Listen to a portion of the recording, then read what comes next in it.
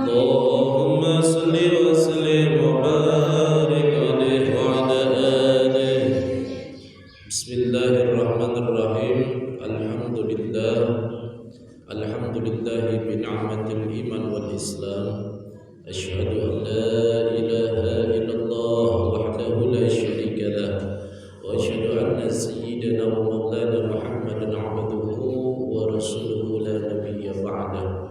اللهم فصل وسلم وبارك وكرم وعظم على سيدنا محمد وعلى آله وأصحابه أجمعين، ولا حول ولا قوة إلا بالله العلي العظيم. أما بعد، فقد قال الله تعالى في كتابه العظيم على لسان نبي الأمين وهو أصدق القائلين: أعوذ بالله من الشيطان الرجيم. بسم الله الرحمن الرحيم. وما خلقت الجن والإنس إلا ليعبدون. صدق الله العظيم وصدق رسوله النبي الحبيب الكريم، ونحن على ذلك من الشهيدين والشاكرين، والحمد لله رب العالمين. سبحانك لا علم لنا إلا ما علمتنا إنك أنت العليم الحكيم. وتب علينا يا تواب آمين. وتب علينا يا تواب إنك أنت التواب الرحيم. ربي زدنا علما وارزقنا فهما. ربي يسر ولا تعسر. ربي تمن بالخير. ربي اشرح لي صدري ويسر لي أمري واحلل عقدة من لساني يفقه قولي برحمتك يا أرحم الراحمين. Yang saya hormati dan saya muliakan, khususnya kepada jamaah sekalian Majlis Ta'lim, apa ini namanya? Hidayatus Shalihin, beserta dengan pimpinan majlisnya Ibu Ustazah Nena. Yang mana orangnya? Oh, yang ini sih Ibu. Ampura ya, saya baru kenal, saya baru kemari. Saya tadi pagi ditelepon sama guru kita, sama guru saya, Bapak Kiai Haji Usama. Beliau minta untuk membadalkannya di sini, minta saya, karena beliau sedang dalam perjalanan ke Banten ya.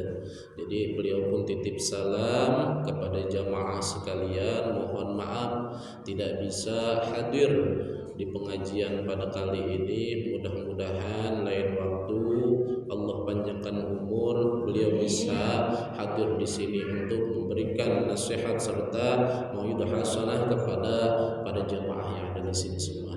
Namun kita bermohon kepada Allah Subhanahu wa taala, mudah-mudahan ya, walaupun beliau tidak hadir, namun keberkahan dari ilmu beliau semoga sampai kepada kita semua. Amin ya Allah ya Rabbal alamin. Yang saya hormati dan saya muliakan jamaah sekalian, alhamdulillah ibu-ibu semua ya. Bapak-bapaknya nggak ada, memang pengajian ibu-ibu ya. Ya memang ini rutin Bu, seminggu sekali. Alhamdulillah ya. Mudah-mudahan dengan keistiqomahan ini Allah Subhanahu wa taala berikan keridhaannya kepada kita semua. Sebab dikatakan al istiqamah khairun min alfi karamah. Istiqomah itu lebih baik daripada 1000 kemuliaan. Jadi kalau kita istiqomah dalam menjalankan apa yang menjadi perintah Allah ini, semoga apa yang kita niatkan datang dari rumah ke sini, semoga Allah Subhanahu wa taala mengabulkannya. Amin ya Allah ya Rabbal alamin. Dan alhamdulillah sambutan hangat yang saya rasakan datang ke sini dengan hadirnya ibu-ibu, saya ucapkan terima kasih. Karena apa? Kita ini makhluk sosial yang butuh satu sama lain. Ustadz butuh jamaah, jamaah butuh sama ustadz juga. Kalau saya datang kemari ceramah tanpa adanya ibu-ibu, apalah artinya saya di sini? Betul? Iya, ibu-ibu nggak hadir.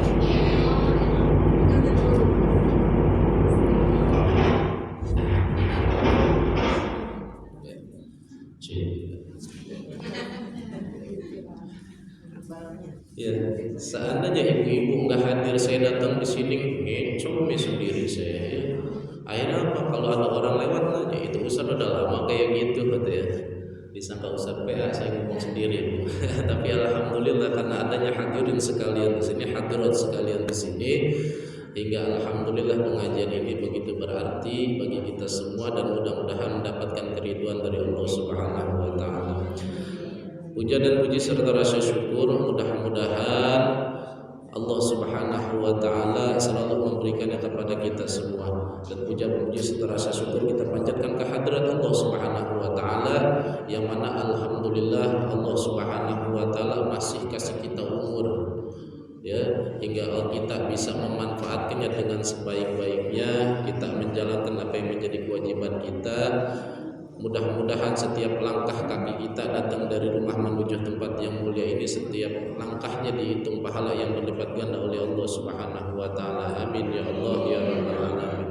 Kenapa demikian? Kita wajib bersyukur kepada Allah Subhanahu wa taala masih kasih kesempatan di sisa umur kita yang kita enggak tahu kapan kita masih hidup di dunia ini, entah berapa jam kah, entah masih berapa menit, entah berapa detik lagi kita masih bisa menghirup nafas, entah itu kita berapa minggu, berapa bulan, berapa tahun lagi kita masih bisa hidup di dunia ini, kita tidak tahu. Tapi alhamdulillah Allah masih kasih kita kesempatan, kita bisa mau untuk melangkahkan kedua belah kaki kita menuju tempat ini untuk menggugurkan kewajiban kita semua yang hakikatnya merupakan kebutuhan ruhaniyah kita dalam menuntut ilmunya Allah Subhanahu wa taala. Mudah-mudahan Allah mendatangkan daripada ilmu-ilmunya kepada kita semua dan dapat kita amalkan dalam kehidupan sehari-hari. Amin ya Allah ya rabbal alamin.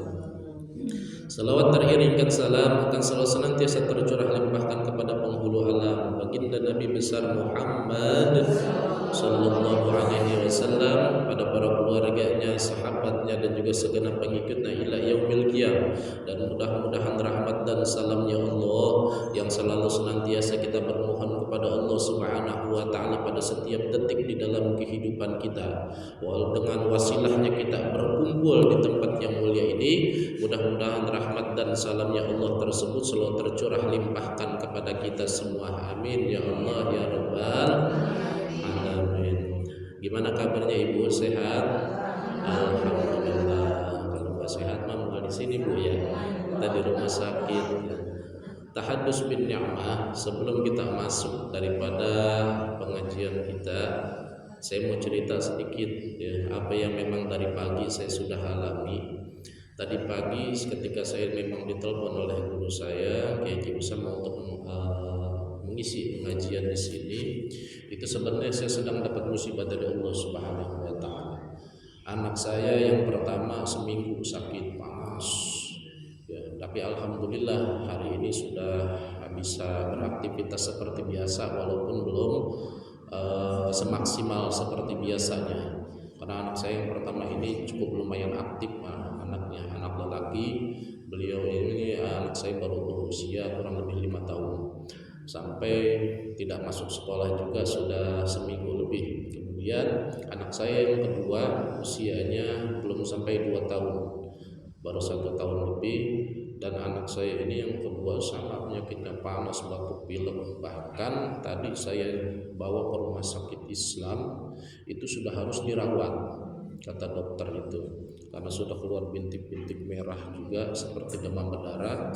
Namun qadarullah di rumah sakit Islam disuruh dirawat tapi tempatnya nggak ada ya, katanya kamarnya kosong. Dari saat yang bingung itu ya, terus saya minta kepada Allah petunjuk. Alhamdulillah ya, saya bawa ke rumah sakit Bunda Suyati ya, kalau nggak salah yang di Jalan Baru. Dibawa ke situ langsung ditangani, dibawa ke ruang IGD. Alhamdulillah langsung dicek lab darah, ternyata anak saya benar positif kena DBD. Innalillahi wa inna ilaihi rajiun. Semalam panasnya subhanallah, sampai sekitaran jam 2 saya sampai bangun dengan istri saya. Kemudian saya munajat di dalam tahajud dan sholat hajat saya minta kepada Allah semoga langsung Allah angkat penyakitnya. Dan alhamdulillah pada saat tadi sudah diambil sampel darahnya, kemudian Allah Subhanahu wa taala mengangkat penyakit beliau itu dan dinyatakan oleh dokter yang ada di rumah sakit Bunda Suyati ini sudah dalam masa pemulihan. Alhamdulillah ya. dari segitu panasnya yang subhanallah ya, begitu beberapa hari, kurang lebih sudah 5 hari sampai keluar bintik-bintik yang seharusnya memang sudah dirawat, tapi alhamdulillah ya dengan izin daripada Allah Subhanahu wa taala anak saya nggak jadi dirawat, tadi sudah dibawa pulang ke rumah ya. Enggak, alhamdulillah saya mah dengan izin Allah bisa hadir di tempat ini. Saya cuma meyakini apa yang memang diperintahkan oleh guru itu sesuatu yang hak dijalankan. Saya nggak bilang, nggak cerita, cuma ditanya aja, Ron ada acara antar, kata Kiai Usam, kalau pagi-pagi kayaknya nggak bisa Ustaz, saya mau bawa orang saya ke rumah sakit, cuma begitu aja. Oh ya udah, sore acaranya, gitu aja kata beliau. Isinya pengajian badalin aneh itu, aneh nggak bisa hadir itu, karena memang masih dalam perjalanan. Oke, Bismillah, siap Ustaz, kata saya gitu. Hingga alhamdulillah mungkin itu yang jadi salah satu asbab juga ketika guru sudah ridho sama kita, Allah kasih kelancaran kepada kita. Dan mudah-mudahan dari setiap apa yang sudah saya sampaikan ini bisa jadi tahadus bin ni'mah ya bagi kita semuanya. Itu bagaimana ketika kita menuntut ilmu dengan sebenar-benarnya, maka ketika guru memerintahkan kita seperti itu, sami'na wa ata'na, kita jalankan, kita dengarkan dan kita laksanakan apa yang menjadi perintahnya, selama itu memang bisa mendatangkan keridhaan daripada Allah Subhanahu wa taala. Dan alhamdulillah ini kan sesuatu hal yang baik ya Bu ya. Sesuatu hal yang baik, yang itu pengajian yang memang diperintahkan oleh baginda Rasul sallallahu alaihi wasallam. Kata Nabi Muhammad di dalam sabdanya, beliau mengatakan apa? Utlubul ilma minal mahdi ilal lahdi. Carilah oleh kamu akan ilmu dari mulai di bedong sampai di bedong lagi. Maksudnya apa? Dari mulai kita masih buaya sampai kita nanti masuk ke liang lahat. Kan kalau orang udah meninggal sama ya di bedong juga Bu ya. Cuma bedanya di bedongnya pakai kain kafan ya. Karena itulah batas ketika kita dalam menuntut ilmu sudah berakhir pada saat nyawa kita sudah dicabut oleh Allah Subhanahu wa taala. Baiklah ibu-ibu yang dimuliakan oleh Allah Subhanahu wa taala, biasanya ini pengajian sampai jam berapa Ibu? Jam 5-an ya. Jadi saya jangan sampai kelamaan ceramahnya ya. Nanti takut ibu-ibu pas mau nungguin, takutnya suaminya di rumah ya. Karena takutnya biasa jam 5 udah pulang, ini kok belum pulang gitu. Karena saya pun di sini baru memang mengisi pengajian di sini. Kalau guru kita sudah lama ngisi di sini juga. Oh, alhamdulillah ya. Jadi saya juga insya Allah nggak akan canggung lagi sama ibu. Ya.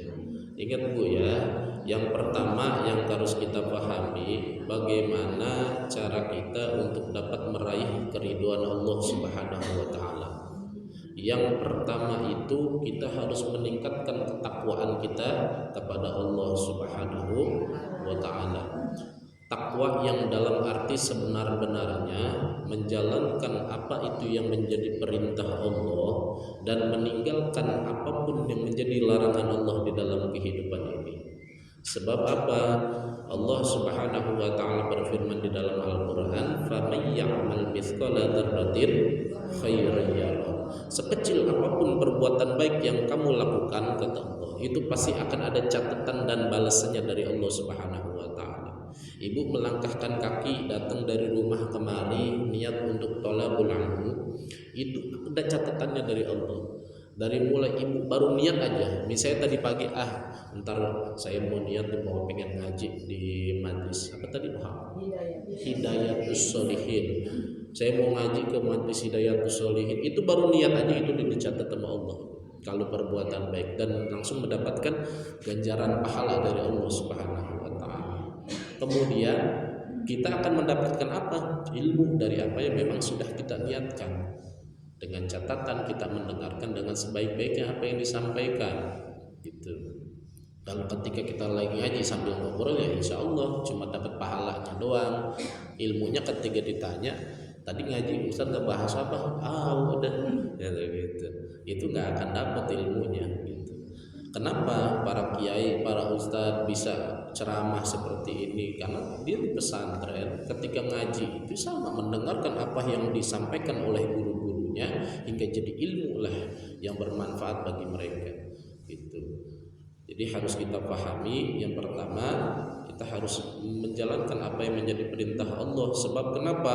Sebab yang tadi dikatakan faman ya'mal mithqala dzarratin khairan yarah. Sekecil apapun perbuatan baik itu kita jalankan, maka akan ada catatan dan balasannya dari Allah Subhanahu wa taala. Begitu pula sebaliknya, wa may ya'mal mithqala dzarratin syarran yarah. Sekecil apapun perbuatan jelek yang kita lakukan di dunia ini, itu pun pasti akan ada catatan dan balasannya oleh Allah Subhanahu wa taala. Maka dari itu mudah-mudahan dengan bermodalkan ketakwaan tadi, semoga kita semua dapat meraih keridhaan Allah Subhanahu wa taala di dalam hidup ini, yang mana nantinya jikalau Allahnya sudah ridho nih sama kita semua, fa insyaallah apa yang jadi hajat dalam kehidupan kita, baik itu hajat ukhrawi maupun hajat duniawi kita, pasti akan dengan mudah kita meraihnya, sebab Allahnya sudah ridho sama kita, gitu ya.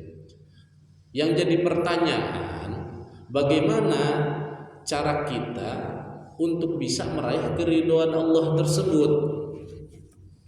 Pahamilah wahai hadirat yang dimuliakan oleh Allah Subhanahu wa taala, catatan penting bagi kita semua bahwasanya kita harus memahami terlebih dahulu apa sih tujuan Allah Subhanahu wa taala ciptakan kita di muka bumi ini.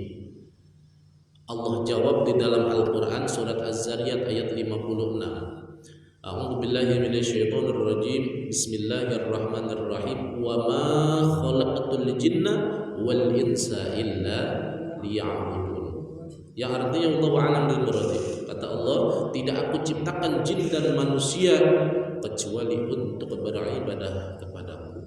Ini merupakan perintah dari Allah Subhanahu wa taala, bahwasanya diciptakan kita ke muka bumi ini tidak lain dan tidak bukan adalah untuk beribadah kepada Allah. Akan tetapi perlu digarisbawahi, harus dicatat baik-baik. Kita jangan sampai salah dalam mengartikan ayat ini. Kita jangan sampai salah dalam menafsirkan ayat ini. Allah memerintahkan kita untuk beribadah kepadanya, bukan berarti Allah butuh dengan ibadah kita. Catat baik-baik. Allah memerintahkan kita untuk sujud kepadanya, bukan berarti Allah butuh untuk kita sembah. Akan tetapi sebaliknya, kitalah yang butuh untuk beribadah kepada Allah, kitalah yang butuh untuk menyembah kepada Allah. Sebab Allah nggak akan pernah kerugian sedikit pun ketika ada setiap manusia di muka bumi ini yang tidak mau beribadah kepada Allah, nggak rugi. Dan Allah pun tidak memiliki keuntungan sekecil apapun ketika kita menjalankan ibadah kepadanya. Sebab kenapa? Kita ibadah, Allah akan tetap jadi Allah. Kita tidak ibadah pun Allah akan tetap jadi Allah. Tidak akan pernah mengurangi sedikit pun derajat kedudukannya menjadi Zat Rabbul Alamin, yaitu Tuhan yang menguasai sekalian alam ini. Jadi Allah nggak memiliki kerugian kita tidak ibadah, akan tetapi kita yang rugi. Dikasih umur panjang sama Allah, kita tidak ibadah, kita yang rugi. Makanya harus dimanfaatkan dengan sebaik-baiknya. Kemudian timbul pertanyaan lagi, ibadah yang seperti apa yang harus kita jalankan agar Allah Subhanahu wa taala dapat memberikan keridhoannya kepada kita semua, hingga ketika Allah sudah ridho sama kita, kita dapatlah cap dari Allah, predikat dari Allah sebagai hambanya yang bertakwa kepadanya. Ibadah yang seperti apa? Salah satunya yang seperti yang sedang kita jalankan seperti ini, ya. Dalam menjalankan menuntut ilmunya Allah Subhanahu wa taala. Sebab sebetulnya kita ini semua udah dapat jaminan dari Rasulullah Shallallahu Alaihi Wasallam untuk masuk ke dalam surganya Allah. 14 abad silam Rasul pernah bersabda, kullu ummati yadkhulunal jannah. Setiap umatku akan masuk ke dalam surganya Allah Subhanahu wa taala. Amin dong. Aminnya kayak odol, udah dipencet dulu baru keluar. Setiap umatku akan masuk ke dalam surganya Allah Subhanahu wa taala, kata Allah. Illa man aba, kecuali yang tidak mau. Kemudian ada sahabat Rasul bertanya, "Qila man aba ya Rasulullah?" Bertanya kepada Rasulullah, salah satu sahabat tersebut, "Siapa ya Rasul orang yang tidak mau masuk ke dalam surganya Allah Subhanahu wa taala?" Ibu-ibu mau enggak masuk ke dalam surga? Mau. Mau nggak masuk ke dalam surga Allah? Mau. Tapi ada yang nggak mau, Bu, masuk ke dalam surganya Allah Subhanahu wa taala. Ditanya sama sahabat, siapa ya Rasul yang tidak mau masuk ke dalam surganya Allah? Dijawab oleh Rasul sallallahu alaihi wasallam, qala man ata'ani dakhala al-jannah wa man asani faqad aba, kata Rasul. Siapa orang yang mau nurut kepada perintahku, kata Rasul sallallahu alaihi wasallam, maka dia mau masuk ke dalam surganya Allah Subhanahu wa taala. Wa man asani faqad aba. Namun sebaliknya, siapa orang yang tidak mau menurut dengan perintahku, disuruh sholat dia kagak mau sholat padahal ini perintah dari Allah. Yang mana sholat itu merupakan ibadah yang begitu sangat penting di dalam kehidupan kita. Kenapa dikatakan penting? Ketika Allah memerintahkan kita untuk puasa kepadanya, hanya ayat saja yang turun. Ketika Allah Subhanahu wa taala memerintahkan kepada kita untuk membayar zakat, hanya ayat saja yang turun. Ketika Allah Subhanahu wa taala memerintahkan kita untuk beribadah haji, hanya ayat saja yang turun, tapi tidak dengan sholat. Ketika Allah memerintahkan kita untuk beribadah sholat kepadanya, ayat tidak boleh turun. Nabi Muhammad yang langsung dipanggil oleh Allah Subhanahu wa taala melalui malaikat Jibril, di antara malaikat Jibril melalui peristiwa Isra dan Mi'raj Nabi Muhammad sallallahu alaihi wasallam.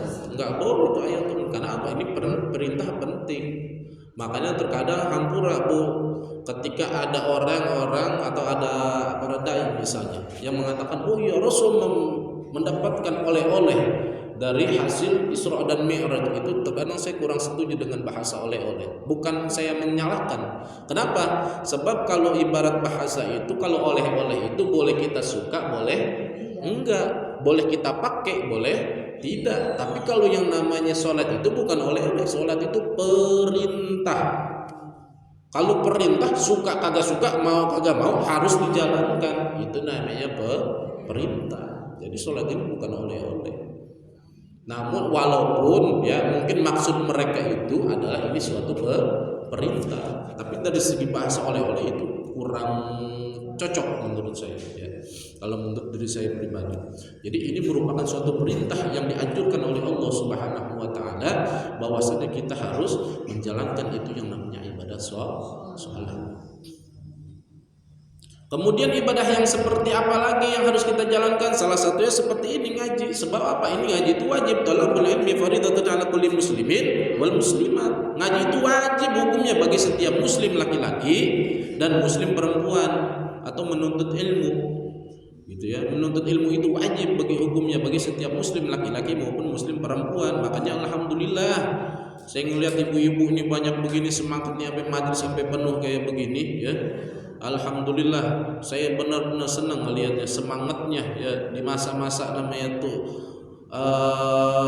di usia lanjut dan masa-masa ibu-ibu ini yang memang lagi sibuk-sibuknya di rumah ngurus keluarga, tapi masih menyempatkan diri untuk meluangkan waktu untuk ngaji, untuk menuntut ilmunya Allah Subhanahu wa taala. Semoga Allah meridhoi kita semua. Amin ya Allah ya Rabbal alamin.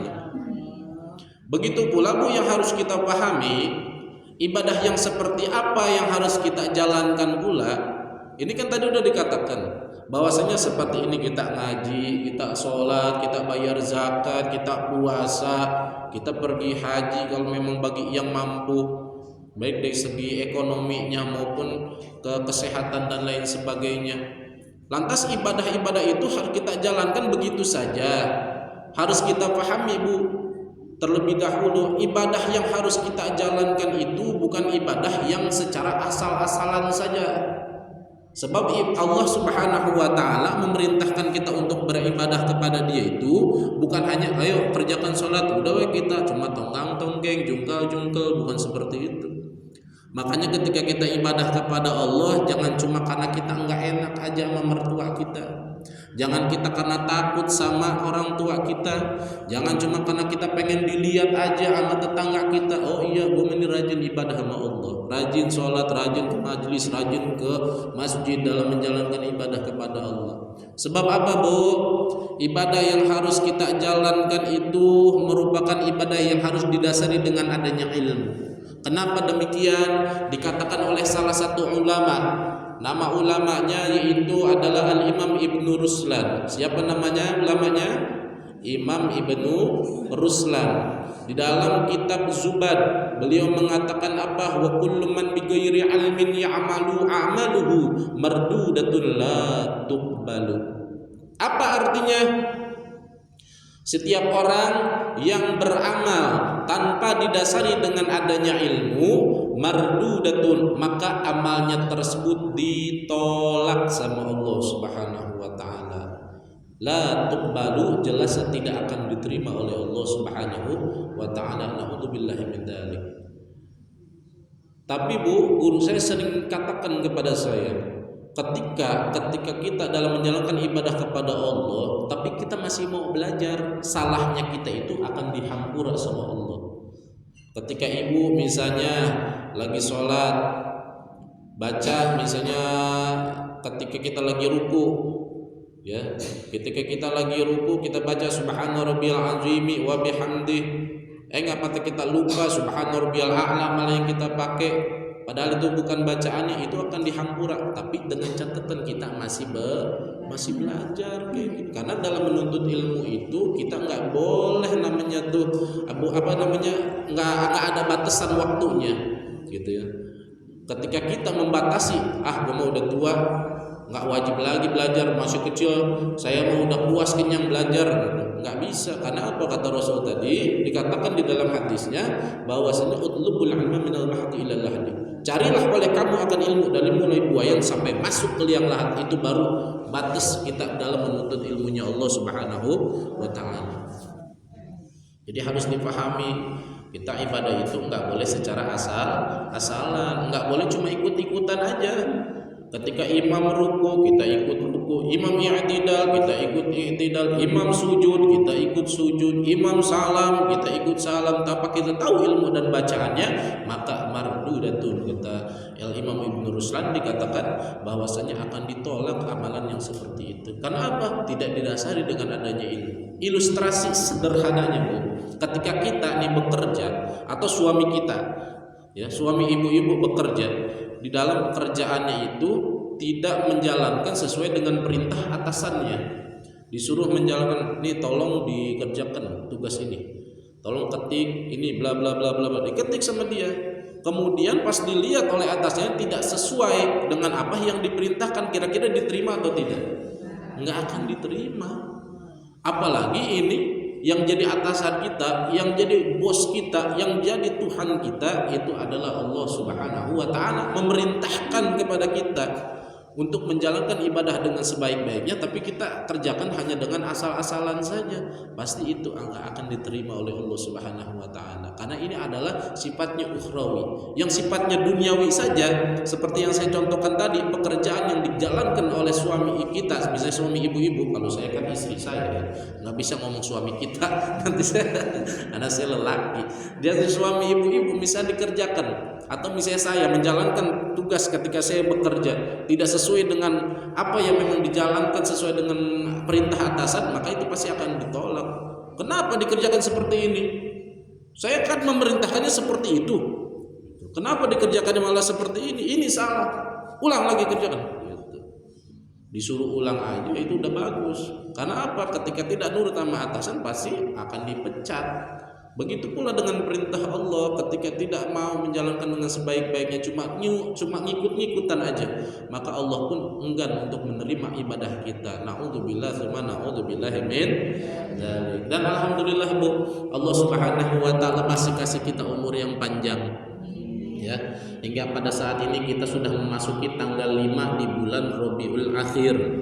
Telah kita saksikan bersama, telah kita banyak dengar bersama kemarin di bulan Rabiul Awal, ya, dari mulai tanggal 1 Rabiul Awal sampai masuk di tanggal 12 Rabiul Awal, yang tepatnya itu merupakan tanggal kelahiran daripada baginda Nabi besar Muhammad sallallahu alaihi wasallam. Bahkan sampai keluar daripada bulan Rabiul Awal pun sampai masa-masa sekarang kita masih banyak mungkin mendengar di tiap-tiap kampung, di tiap-tiap masjid, di tiap-tiap surau, di tiap-tiap musalla, di tiap-tiap majlis ta'lim, banyak yang mengumandangkan pembacaan Maulid Nabi Muhammad sallallahu alaihi wasallam, banyak yang membaca daripada sirah-sirah nabawiyah, banyak pula yang membaca solawat demi solawat, yang itu semua ditujukan untuk mengagungkan daripada kelahiran baginda Nabi besar Muhammad sallallahu alaihi wasallam. Maka dari itu kita harus bersyukur, Bu. Ya, kita masih diberikan kesempatan oleh Allah Subhanahu wa taala untuk banyak mendengarkan daripada kajian-kajian para kiai-kiai, para ustadz-ustadz. Kemudian kita dengarkan itu pembacaan Maulid Nabi Muhammad sallallahu alaihi wasallam. Sebab apa? Ini pun merupakan perintah dari Allah Subhanahu wa taala, di mana ketika masih ada banyak di luaran sana orang-orang atau kelompok-kelompok yang masih tidak suka dalam menjalankan Maulid Nabi Muhammad sallallahu alaihi wasallam, masih banyak yang suka membid'ah-bid'ahkan Maulid Nabi Muhammad sallallahu alaihi wasallam, yang kata mereka ini semua tidak ada perintah dari Nabi Muhammad sallallahu alaihi wasallam. Yang harus dicatat baik-baik, Bu, dikatakan oleh salah satu ulama pula yang bernama Abuya Sayyid Muhammad Abuya Sayyid Muhammad bin Alawi Al-Maliki Al-Hasani Mufti Mekah, di dalam kitab karangan beliau yang bernama Haulal Ihtifal, beliau mengatakan bahwasanya dulu ada salah seorang sahabat Nabi Muhammad sallallahu alaihi wasallam bertanya kepada Nabi, kenapa sih Nabi Muhammad ini selalu puasa pada setiap hari Senin? Kemudian dijawab oleh baginda Rasulullah sallallahu alaihi wasallam dengan tegas, dijawab apa? Dzaka yaumul wulidu fi. Karena aku dilahirkan pada hari itu. Makanya Rasul sallallahu alaihi wasallam mensyukuri hari kelahirannya dengan apa? Dengan cara beliau berpuasa pada setiap hari kelahirannya, yaitu di hari Senin. Tapi kan Ustaz, Rasul cuma menjalankannya pada dirinya sendiri, tidak memerintahkan kepada umatnya untuk memperingati maulidnya. Rasul kagak perintahin, tapi Allah Subhanahu wa taala yang memerintahkan kita untuk memperingati maulid Nabi Muhammad sallallahu alaihi wasallam. Ini harus dicatat baik-baik. Di mana dalilnya? Ada di dalam surat Yunus ayat 58. Surat apa, Bu?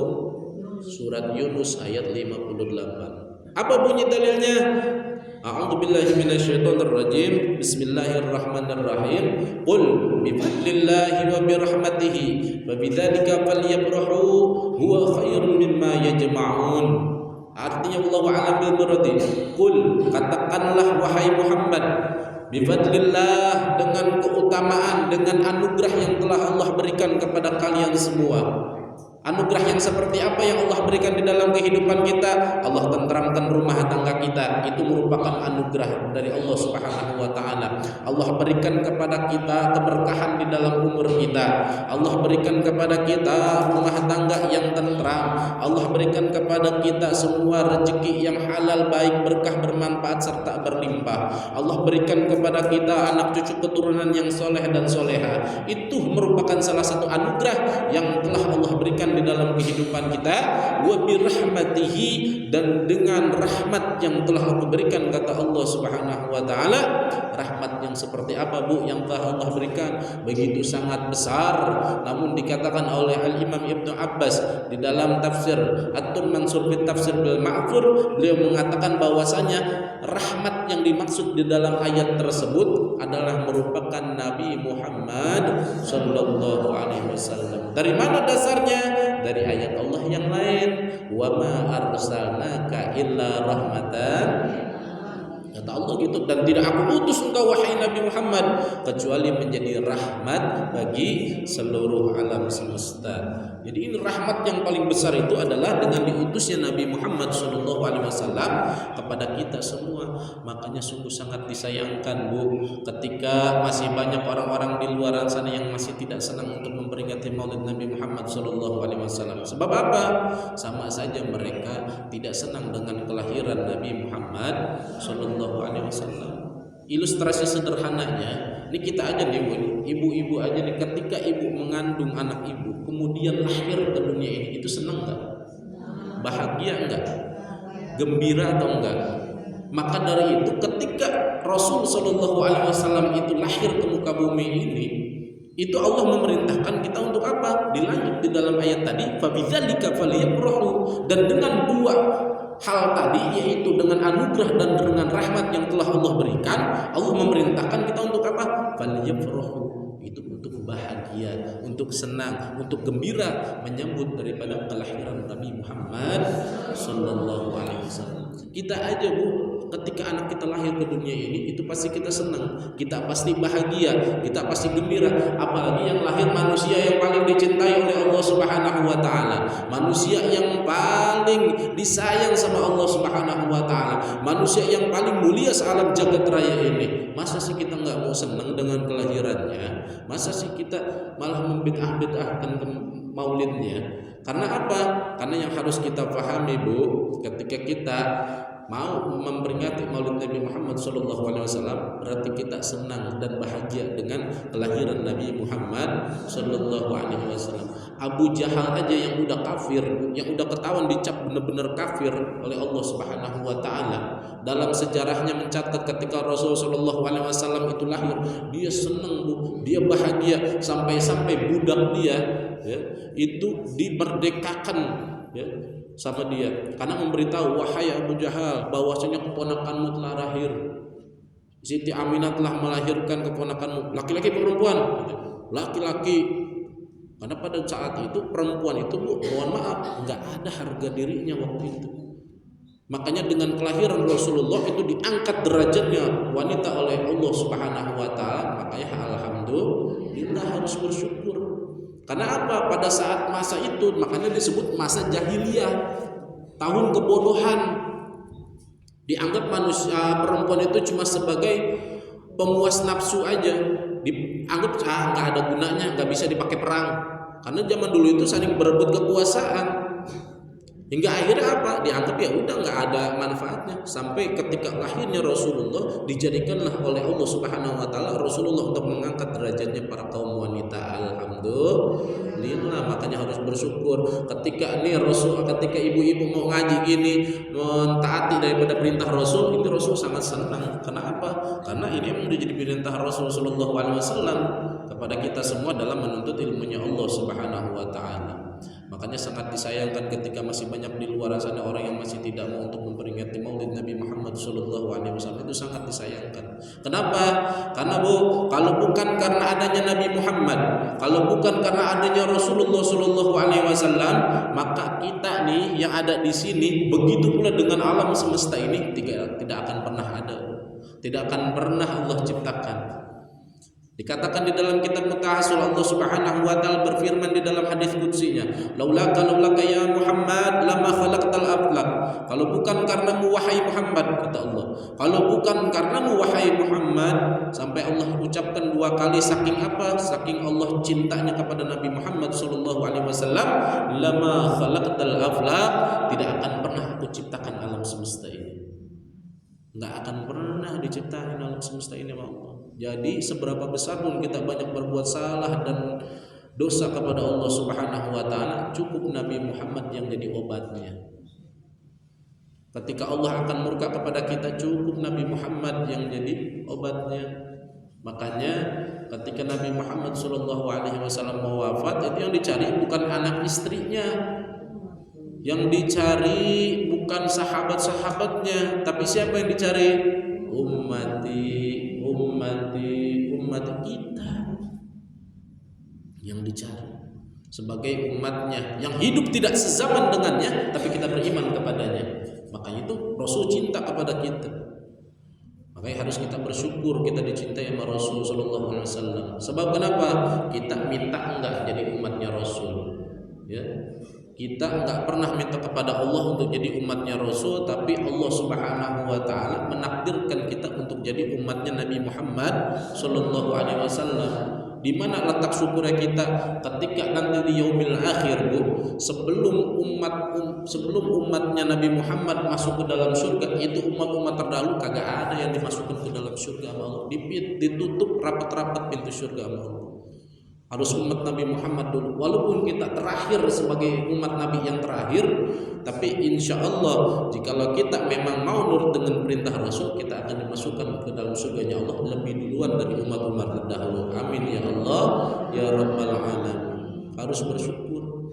Dilanjut ya. Di dalam lanjutan ayat tadi, laulaka ya Muhammad lama khalaqtal aflaq. Itu ada lanjutannya Bu. Lalu Rasulullah SAW bertanya kepada Allah, Rabbul Jalal. Apa kata Rasul? Waliman ana ya Rabb. Lalu aku ini untuk siapa ya Allah? Kalau tadi dikatakan alam diciptakan untuk Rasul, lalu Rasul ini untuk siapa? Dijawab oleh Allah Subhanahu wa taala, "Antali ya habibi."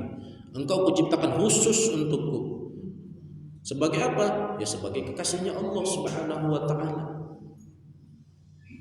Lalu Allah Subhanahu wa taala balik nanya kepada Nabi Muhammad sallallahu alaihi wasallam, "Waliman ana ya Muhammad?"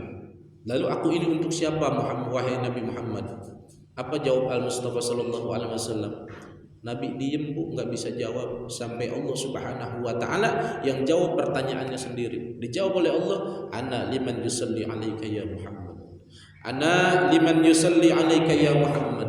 Aku akan selalu ada untukmu, untuk orang-orang yang selalu bersalawat kepadamu wahai Nabi Muhammad sallallahu alaihi wasallam. Jadi dikatakan tadi alam diciptakan karena apa? Karena adanya Rasul sallallahu alaihi wasallam. Rasul untuk siapa? Untuk Allah. Jadi kekasih Allah khusus diciptakan untuk Allah Subhanahu wa taala. Dan Allah ini untuk siapa? Allah itu akan selalu ada untuk orang-orang yang selalu bersalawat kepada Nabi Muhammad sallallahu alaihi wasallam. Shallu ala Nabi Muhammad. Allahumma shalli wa sallim wa barik alaihi wa ala alihi wasallam. Nabi Musa alaihi salam ketika ketuk itu bahar, ketuk itu lautan, lagi dikejar-kejar sama Fir'aun dan juga bala tentaranya, enggak terbelah-belah itu bu, lautan diketuk. Diperintahkan enggak terbelah-belah. Sampai pada suatu ketika Nabi Musa alaihissalam mengetuk itu lautan sampai membaca selawat kepada Nabi Muhammad SAW. Baru seketika itu terbelah itu lautan dan bisa melewati itu lautan dan terselamatkanlah dari kejaran Fir'aun dan bala tentaranya. Nabi Adam alaihissalam tobat ratusan tahun, sujud 40 tahun nggak diterima tobatnya sama Allah Subhanahu wa taala karena satu kesalahan yang pernah dilakukan oleh beliau di dalam surganya Allah ketika kata Allah Subhanahu wa taala diperintahkan wala taqrab hadhihi syajarah. Jangan sekali-kali engkau dekati itu pohon. Pohon apa, Bu? Pohon apa? Pohon khuldi. Sebenarnya itu bukan pohon khuldi, Bu. Kata-kata khuldi itu dari iblis laknatullah alaih untuk memperdaya daripada Nabi Adam alaihissalam. Allah hanya mengatakan wala taqrab hadhihi syajarah. Ada di dalam Quran. Jangan engkau dekati pohon itu, kata Allah. Allah enggak pernah bilang itu pohon khuldi. Karena apa? Arti khuldi itu kan keabadian.